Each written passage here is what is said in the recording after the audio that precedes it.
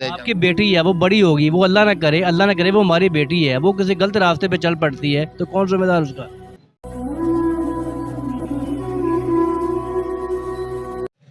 अस्सलाम वालेकुम नाज़रीन, आप देख रहे हैं पॉइंट आउट पीके। नाज़रीन, आज हम आपको एक ऐसे तबके के पास लेकर जा रहे हैं जो हमारे माशरे का एक पिसा हुआ तबका है, कि हमारी कौम का मुस्तकबिल है, और ये मुस्तकबिल हमारा तबाह बर्बाद हो रहा है।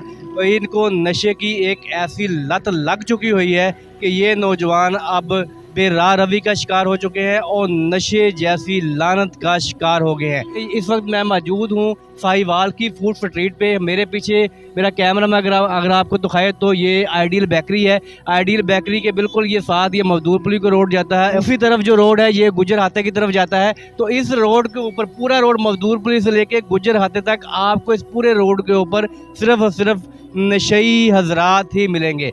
ये हमारे भाई हैं, लेकिन ये जिस गुमराही का शिकार हो गए हैं ये हमारे लिए लम्हा फिक्रिया है। ये आप कब से कर रहे हैं? मुझे तकरीबन 5 साल हो गए हैं सर जी। माशाल्लाह, आप सेहतमंद हैं, नौजवान हैं। हमें दुख होता है, तकलीफ होता ही है, इस कंडीशन में देखते हैं तो हमें बड़ा दुख होता है। तो आप ये छोड़ क्यों नहीं देते?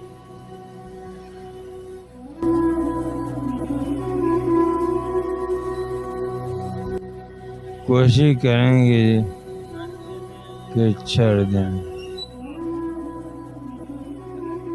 अच्छा, आप बताइएगा कि आप ये इंजेक्शन लगा रहे हैं, बोलिएगा ये इंजेक्शन लगा रही है, कब से ये कर रहे हैं? बड़े मैंने भी 8-9 साल हो गए। नाज़रीन, इस वक्त इनकी इतनी बुरी हालत है कि ये बोल भी नहीं सकते, ये बोलने से भी कासर हैं, इनकी आवाज़ नहीं निकल रही। देखिए कि यहाँ पे जगह जगह लोग बैठे हुए हैं, ये बुजुर्ग बैठे हुए हैं। अस्सलाम वालेकुम। वालेकुम सलाम। जी, आप कब से ये नशा कर रहे हैं? सर जी कोई कम से कम भी कोई 10 से 15 साल हो गए सर। 10 से 15 साल हो गए। तो आप शादीशुदा हैं? जी सर। बच्चे हैं आपके? जी है। बच्चे आपके आपको मना नहीं करते? करते हैं जी, उनकी वालदा नहीं है और वो हमारे बहन का पैसा रहते हैं। आप नशे का शिकार कैसे हुए? बस ऐसे ही सर जी, लोगों से एक पहले सिगरेट पीता था पका, वो आदमी पाउडर पीता था, पता नहीं था कि ये पाउडर पीता है। वो उसने थोड़ा सा उसमें डाल देना कि इसको भी इस लाइन पर चढ़ाऊं। लेकिन पता जब चला, जब मैं एक दिन उसके लेट हो गया, मैं उसके ऊपर चला गया। जब उसके ऊपर गया तो देखा वो सफ़ेद की चीज़ वो सिगरेट के अंदर खींच रहा था, वो सिगरेट नरम कर कर। वो मैंने उसको पूछा ये क्या डाल रहे हो इसमें आटा सा? कहते ये नया पाउडर नया चरस चला है, नए तरीके का।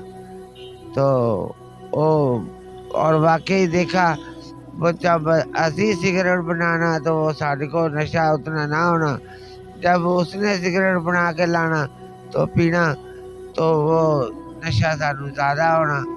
हर बंदे की यहाँ पे आपको कोई ना कोई स्टोरी मिलेगी। यहाँ पे ये देखें, ये नौजवान हैं, ये इंजेक्शन लगा रहे हैं। तो ये आप देख रहे हैं कि ये इंजेक्शन लगा रहे हैं, ये डॉक्टर्स हैं। आपको जो भी यहाँ पे ये नौजवान बैठे हुए हैं, ये हर बंदा किस तरह ये शिकार हुए, कोई ना कोई अपनी ये कहानी बताएंगे कि मुझे फ़लाँ दोस्त ने इस तरफ लगा दिया, फ़लाँ ने लगा दिया। अस्सलाम वालेकुम। ये आप इंजेक्शन लगा रहे हैं भाई? जी सर। आप MBBS डॉक्टर हैं आप? नहीं सर। ये इंजेक्शन क्यों लगा रहे हैं? सर हम खुद भी लगाते हैं। खुद भी लगाती है? देखिए, ये आप एक सिरिंज से कितने इंजेक्शन लगाते हैं? जी सर, एक सिरिंज से एक ही लगाते हैं सर। ये तो निशान भी मिटे हुए हैं। ये सर सर्विस ये इसकी सर्विस है, ठीक है। ये जो हमारी सर्विस है ना, ठीक है, ये जो हमारी सिरिंजें होती है, हम ये सिरिंजें इस्तेमाल करते हैं, ठीक है। हम एक सिरिंज से एक इंजेक्शन लगाते हैं और सर्विस वाला आता है, हमें डेली 3 सिरिंजें देता है रोज़, ठीक है। इंजेक्शन देती है, 3 सिरिंजें देती हैं और 3 ये सुई देती हैं, ठीक है, और 3 सेपरेट पैड देती है اور 3 سنی پلاس دیتی ہیں. تو آپ اس چیز کا شکار کیسے ہوئے؟ اگر آپ ہم سے پوچھو گے تو ہم تو آپ کو سچ ہی بتائیں گے. آپ سچ ہی سننا چاہتے ہیں؟ جی سچ ہی اگر سننا چاہتے ہو تو سچ ہم آپ کو بتائیں گے کہ ہم کو تو اپنی زندگی سے نفرت ہے.